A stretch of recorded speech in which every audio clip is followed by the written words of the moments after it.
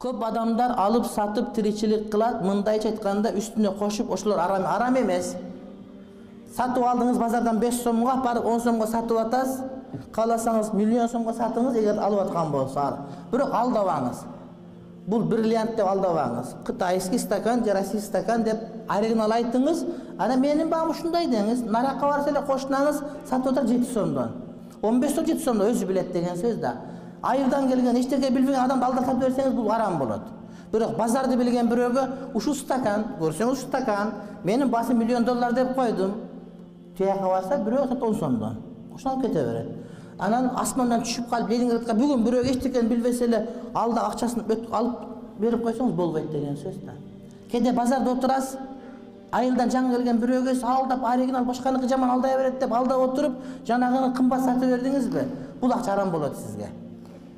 Элди да карап көр, элдики дагы бар, менин багым ушундай деш керек болду.